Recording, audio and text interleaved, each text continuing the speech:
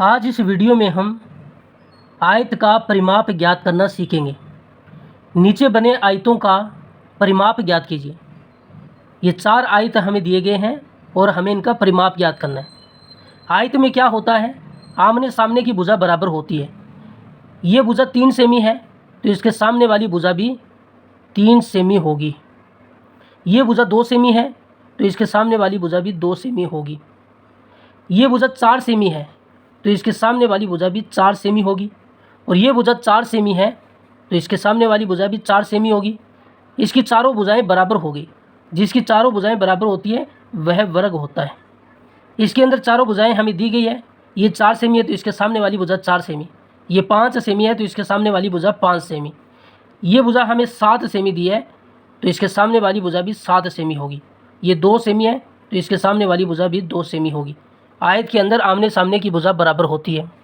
अब परिमाप क्या होता है, इनकी सभी भुजाओं का जोड़ परिमाप होता है। आयत के अंदर 4 भुजाएं हैं, चारों भुजाओं को जोड़ लीजिए, वही इसका परिमाप होगा। 3 में 2 जोड़ेंगे 5, 5 में 3 जोड़ेंगे 8, 8 में 2 जोड़ेंगे 10, 10 सेमी इसका परिमाप होगा।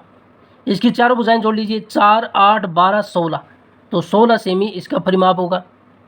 इसकी भी चारों भुजाएं जोड़ लीजिए, 5, 4, 9, 9, 5, 14 और 4, 18, तो ये 18 सेमी इसका परिमाप होगा। इसकी भी जोड़ लीजिए चारों भुजाएं, 7, 2, 9, 9, 7, 16, 16 और 2, 18, तो 18 सेमी इसका भी परिमाप होगा। हम इसको दूसरे तरीके से भी निकाल सकते हैं। आयत का परिमाप निकालना हो, आयत का परिमाप, तो हम फॉर्मूले से भी निकाल सकते हैं। इसका फॉर्मूला होता है 2 गुना लंबाई प्लस चौड़ाई। पहली आकृति में देखिए, ये लंबाई है 3 और इसकी चौड़ाई है 2, तो 2 गुना लंबाई 3 और प्लस चौड़ाई 2।